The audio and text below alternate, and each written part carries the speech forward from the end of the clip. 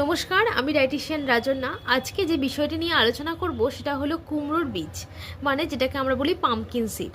তো পাম্পকিন সিডের গুরুত্ব কিন্তু এখন মার্কেটে খুব বেশি।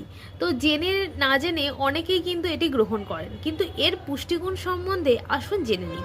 তো এটি একটি প্রাকৃতিক উপাদান, যার মধ্যে থাকে কিন্তু প্রচুর পরিমাণে ম্যাগনেসিয়াম, আয়রন, ক্যালসিয়াম এবং ভরপুর অ্যান্টিঅক্সিডেন্ট।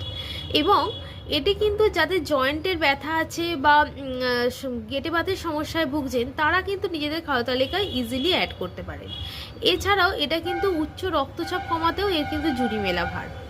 এছাড়াও এর মধ্যে থাকে স্যানিটোনিন এবং ট্রিপ্টোফ্যান, যেটি কি করে আমাদের ঘুমের জন্য অত্যন্ত দরকার। এটা কি করে, ঘুমের সময় এই অ্যামাইনো অ্যাসিডগুলো আমাদের সেরোটোনিনে কনভার্ট করে দেয়, যেটি কি করে, যেটা হচ্ছে ঘুমের জন্য হরমোনটা নিঃসৃত হয়, সেটাকেই আমরা বলি সেরোটোনিন। সেই সেরোটোনিন হরমোন কিন্তু ঘুমের জন্য অত্যন্ত দরকার।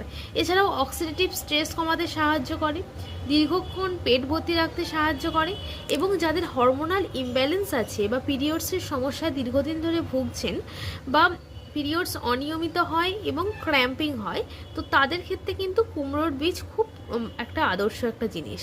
এছাড়াও আর একটা আপনাদের টিপস বলবো, যেটা হচ্ছে ইনফার্টিলিটির সমস্যায় যারা ভুগছেন, যে মানে বন্ধ্যাত্ব বা প্রজনন ক্ষমতা হ্রাস হয়ে যাচ্ছে, সেই সমস্ত মহিলাদের জন্য কিন্তু কুমড়োর বীজ কিন্তু খুব প্রয়োজন। তবে এক্ষেত্রে একটা নিয়ম আছে, একটা সিড সাইকেলিং হয়, যেটা হচ্ছে পিসিওডি পেশেন্টদের ক্ষেত্রেও করা যায়। তবে চেষ্টা করবেন পাম্পকিন সিড বা কুমড়োর বীজ কিন্তু অবশ্যই নিজেদের খাওয়া তালিকায় অ্যাড করতে। এবং এটি কিন্তু প্রোটিনের খুব উৎকৃষ্ট উৎস। যারা ওয়েট লস প্রোগ্রামের মধ্যে দিয়ে যাচ্ছেন, তারা ইভিনিং স্ন্যাক্সে মানে একটু 30 গ্রামের মতো কুমড়োর বীজ নিয়ে সেটা যদি ড্রাই রোস্ট করে গ্রিন টির সাথে খান, তাহলে কিন্তু শরীরের জন্য খুব ভালো। আশা করছি ভিডিওটি ভালো লাগবে। ভিডিওটি ভালো লাগলে শেয়ার করবেন। ধন্যবাদ।